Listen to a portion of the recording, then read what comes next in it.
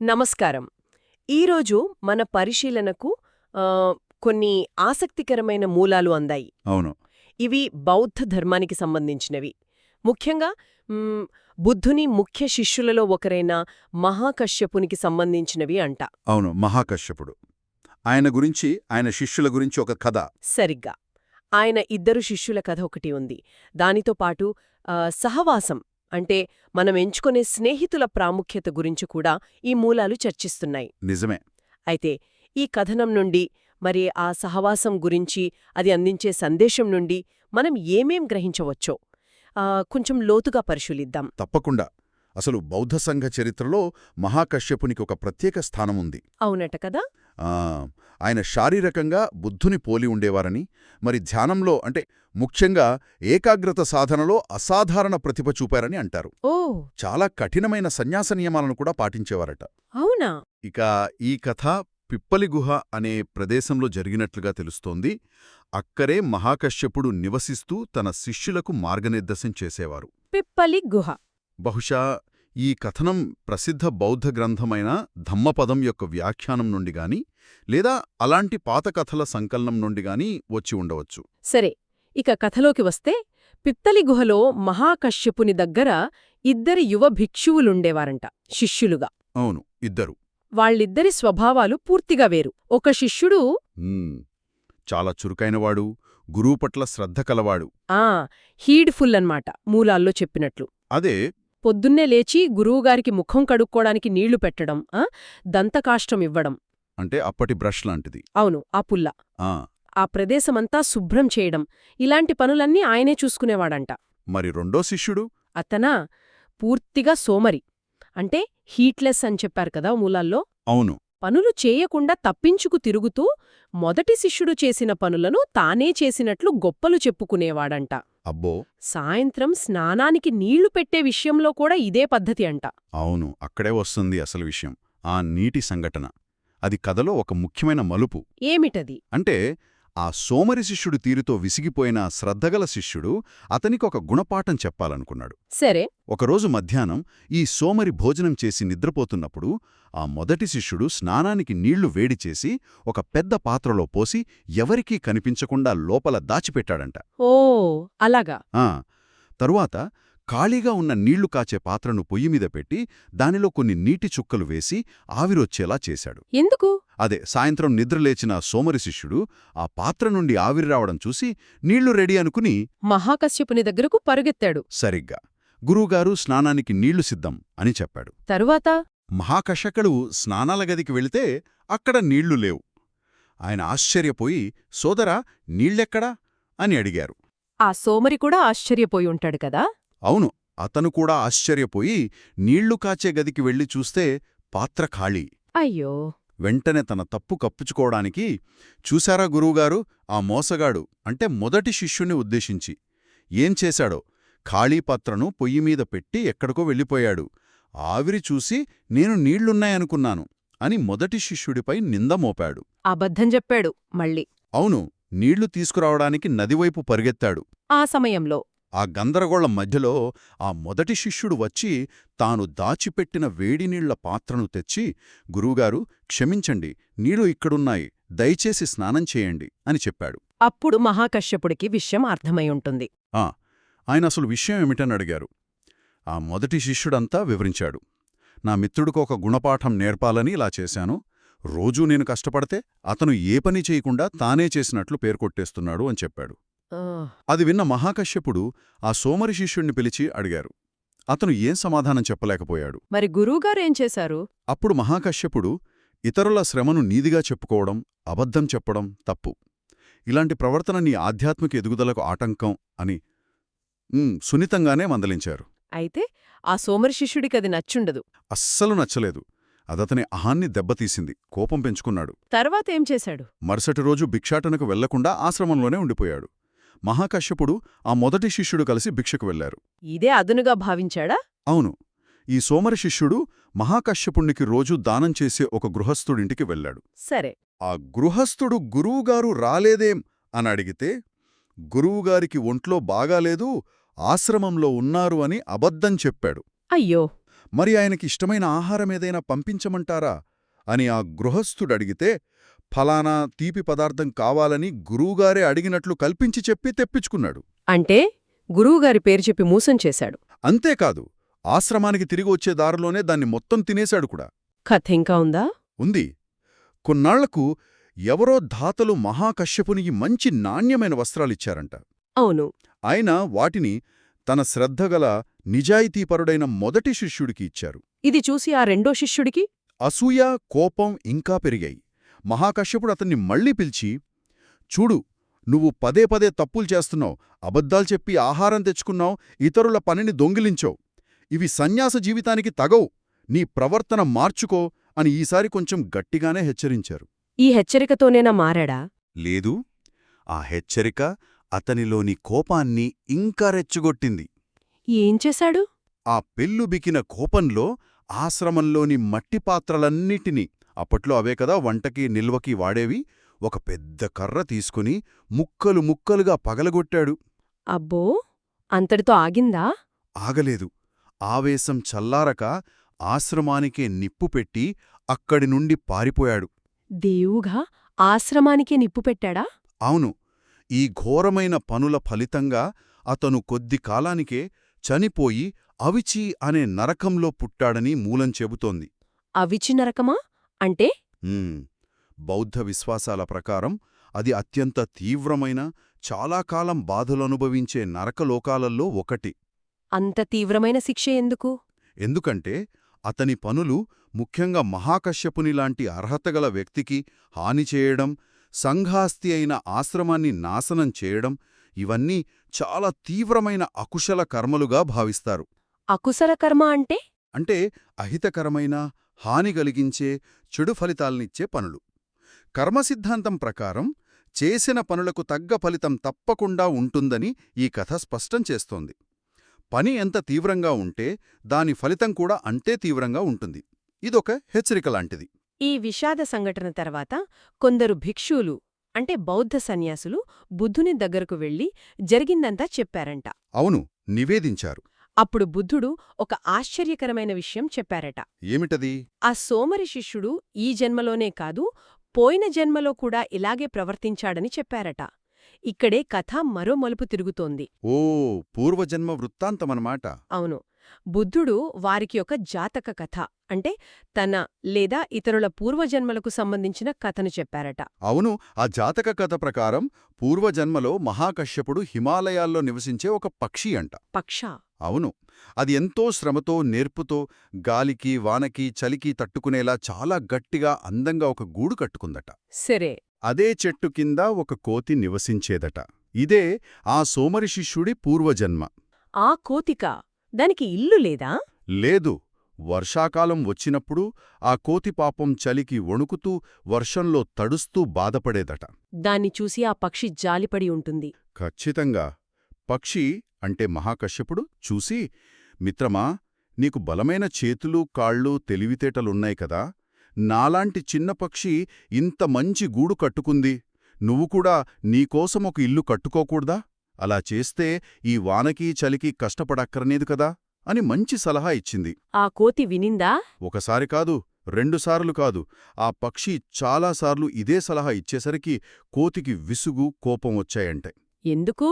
నా గురించి నీకేంటి, నాకు సలహా ఇవ్వడానికి నువ్వెవరు అన్నట్లుగా ఫీలై ఒక్కసారిగా ఆ చెట్టుపైకెగిరి పక్షి ఎంతో కష్టపడి కట్టుకున్న గూడును పీకి పారేసి నాశనం చేసిందట. హరేరే, ఎంత దారుణం! బుద్ధుడు ఈ కథ చెప్పి, ఆనాటి ఆ తెలివైన పక్షే ఈనాటి మహాకశ్యపుడు, ఆనాటి ఆ కృతజ్ఞత, అసూయగల కోతే ఈనాటి ఆ సోమరి భిక్షువు. అప్పుడు గూడును పాడుచేసినట్లే ఇప్పుడు ఆశ్రమాన్ని తగలబెట్టాడు. అతని ప్రవర్తన మారలేదు అని వివరించారట. అంటే ఈ ప్రవర్తనలు జన్మజన్మలకు వస్తాయంటారా? ఇక్కడ గమనించాల్సిన విషయం అదే.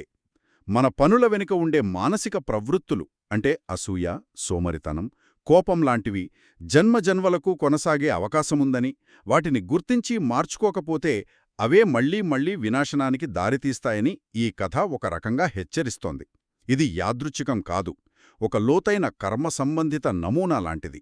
ఈ జాతక కథ చెప్పాక బుద్ధుడు అక్కడున్న భిక్షువులకు ఇంకేమైనా చెప్పారా? చెప్పారు. ఈ విషయాన్ని స్పష్టం చేస్తూ ఒక ముఖ్యమైన ధమ్మపద శ్లోకాన్ని ఉపదేశించారు. చరం చేనాధిగచ్చెయ్య సయ్యం సదిసమత్తనో ఏకచర్యం ధళ్లం కైరా నత్తిబాలే సహాయత. దీని అర్థమేమిటి? ఈ పాళి శ్లోకం అర్థం చాలా లోతైనది. జీవిత ప్రయాణంలో నీకంటే శ్రేష్టమైన సయ్యం లేదా నీతో సమానమైన సదిసమత్తోనో మంచి స్నేహితుడు సహచరుడు దొరక్కపోతే ధైర్యంగా ఒంటరిగానే ప్రయాణించు. ఏకచర్యం దల్హం కైరా. మూర్ఖులతో సహవాసం వద్దు. నత్తిబాలే సహాయత. మూర్ఖులతో సహవాసం వద్దా?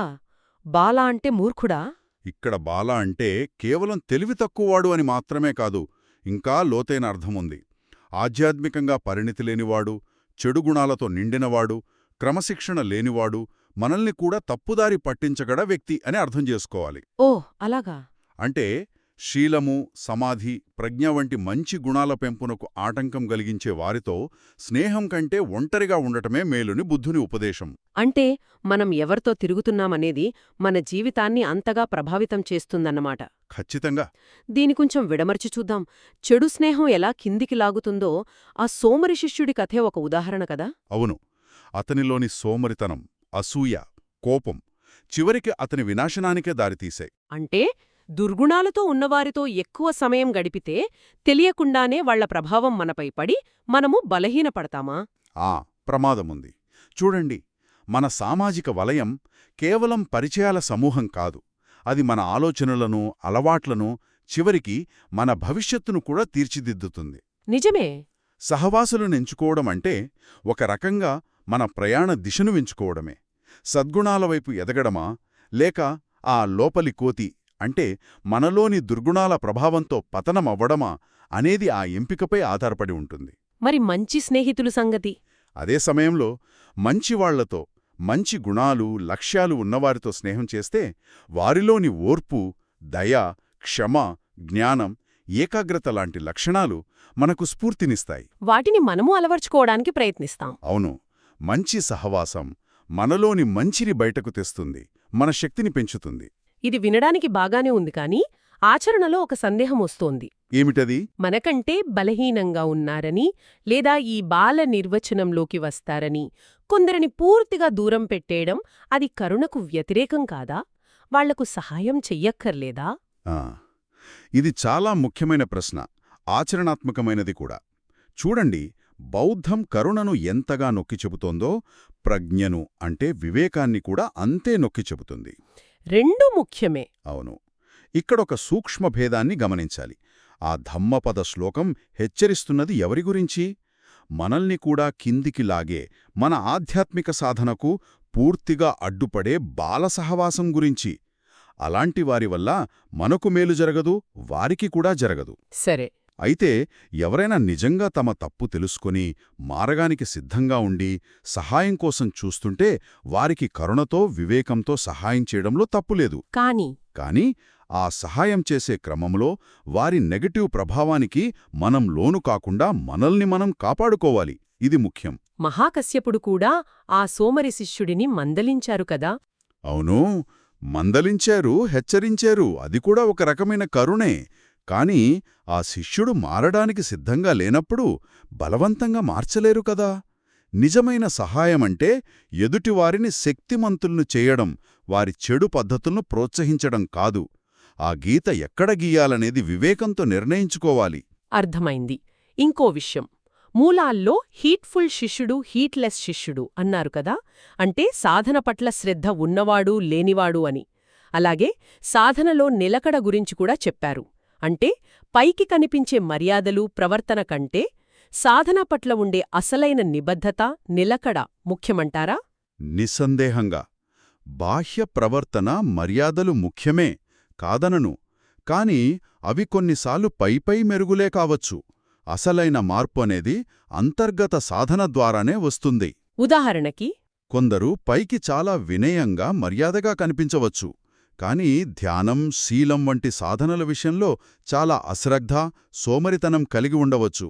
అలాంటి వారి పురోగతి చాలా నెమ్మదిగా ఉంటుంది, లేదా అసలు ఉండకపోవచ్చు కూడా. మరి రెండో రకం? దీనికి విరుద్ధంగా ఇంకొందరుండవచ్చు.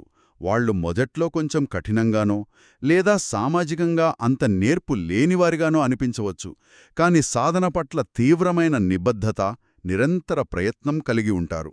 వారే నిజమైన పురోగతి సాధిస్తారా? వారే నిజమైన, స్థిరమైన పురోగతిని సాధించే అవకాశం ఎక్కువ. ఆధ్యాత్మిక మార్గంలో ఫలితాలు రావాలంటే నిరంతర సాధన, సరైన దిశలో ప్రయత్నం, అంటే సమ్మవాయామ అంటారు, అది చాలా అవసరం. అంటే రోజూ చెయ్యాలా? అవును. ఈరోజు సాధన చేసి రేపు మానేస్తే మనసు పైకి కిందకి ఊగిసలాడుతూనే ఉంటుంది. స్థిరత్వం రావడం కష్టం. క్రమం తప్పకుండా శ్రద్ధగా సాధన చేసేవారి మానసిక స్థితి, వాళ్ల అవగాహన స్థాయి నెమ్మదిగా, స్థిరంగా పెరుగుతూ పోతుంది. మంచి గుణాలను పెంచుకోవడానికి, చెడు గుణాలను తగ్గించుకోవడానికి సమయం పడుతుందని, నిరంతరం కృషి చెయ్యాలని కూడా అంటున్నారు కదా? అవును. ఇది రాత్రికి రాత్రే జరిగే మ్యాజిక్ కాదు. చిన్నపిల్లల అజ్ఞానం ఎలాగైతే సంవత్సరాల తరబడి చదువు, శిక్షణ, అనుభవం ద్వారా మెల్లగా తొలగిపోయి పరిణితి, వివేకం వస్తాయో అలాగేనా? అలాగే మనలోని రాగద్వేషాలు, అజ్ఞానం వంటి మానసిక దోషాలు కూడా నిరంతర ధమ్మసాధన ద్వారా, అంటే శీలం పాటించడం, ధ్యానం చేయడం, విపశ్యన ద్వారా వస్తువుల నిజ స్వభావాన్ని అర్థం చేసుకోవడం వంటి వాటి ద్వారా క్రమంగా బలహీనపడి తగ్గిపోతాయి. మరి మంచి గుణాలు? ఓర్పు, దయ, ఏకాగ్రత, ప్రజ్ఞ వంటి మంచి గుణాలు బలపడి స్థిరపడతాయి. దీనికి సమయం పడుతుంది, ఓపిక చాలా అవసరం. అంటే సరైన పద్ధతి ఎంచుకుని రోజూ సాధన చేయాలి. అవును. తనకు సరిపోయే సరైన సాధన పద్ధతిని, ఉదాహరణకు శ్వాసమీద ధ్యాస కావచ్చు, మైత్రీ భావన కావచ్చు, ఏదో ఒకటి ఎంచుకుని ప్రతిరోజూ క్రమం తప్పకుండా సాధన చెయ్యాలి. సాధన వల్ల తక్షణ ఫలితాలు, అంటే శాంతి, తేలిక కలగడం కనిపించినా లోతైన, స్థిరమైన మార్పు రావడానికి మన ఇంద్రియాలు, అంటే శ్రద్ధ, వీర్యం, స్మృతి, సమాధి, ప్రజ్ఞ అనే 5 ఆధ్యాత్మిక శక్తులు పరిపక్వం చెందాలి. ఇది నిలకడైన, బుద్ధిపూర్వకమైన ప్రయత్నంతోనే సాధ్యం. అద్భుతం. అయితే ఈ మొత్తం చర్చ సారాంశమేమిటి? మహాకశ్యపుని శిష్యుల కథ, దాని పూర్వజన్మ సంబంధం, సహవాసం గురించి ఆ ధమ్మపద శ్లోకం, ఇవన్నీ మనకేం తెలియజేస్తున్నాయి? అంతిమంగా మనం ఎంచుకునే స్నేహాలు, మనం ఎవరితో సమయం గడుపుతామనేది మన స్వభావాన్ని, మన శక్తిని, మన ఆధ్యాత్మిక లేదా వ్యక్తిగత ఎదుగుదల ప్రయాణాన్ని ఎంత బలంగా ప్రభావితం చేస్తోందో స్పష్టమవుతోంది కదా? అవును.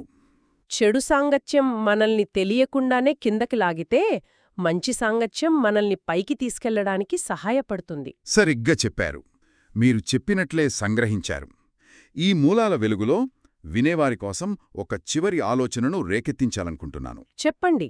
మనం ఇతరులతో ఎలాంటి సహవాసం చేస్తున్నాం అని మనల్ని మనం ప్రశ్నించుకోవడమెంత ముఖ్యమో, బహుశా అంతకంటే ముఖ్యంగా మనకు మనమే ఎలాంటి సహచరులంగా ఉంటున్నాం అని ఆత్మపరిశీలన చేసుకోవడం అవసరమేమో. అంటే మనకు మనమే సహచరులమా? అవును. మన లోపలున్న సోమరితనం, అసూయ, కోపం లాంటి అలవాట్లు ఆ సోమరి శిష్యుడిలోని లోపలి కోతిలాగా మన పురోగతికి, మన శాంతికి అడ్డుపడుతున్నాయా? ఆలోచించాల్సిన విషయమే. ఉత్తరమైన, బుద్ధిపూర్వకమైన సాధన ద్వారా మన అంతర్గత స్థిరత్వాన్ని, మానసిక పరిపక్వతను మనం నిర్మించుకోగలమా? ఈ స్వీయ పరిశీలన అంటే మన అంతర్గత ప్రపంచంతో మనం చేసే సహవాస నాణ్యతను మెరుగుపరుచుకోవటం బహుశా ఇదే జ్ఞానార్జన, స్వీయ అభివృద్ధి ప్రయాణంలో అత్యంత కీలకమైన అంశం కావచ్చు.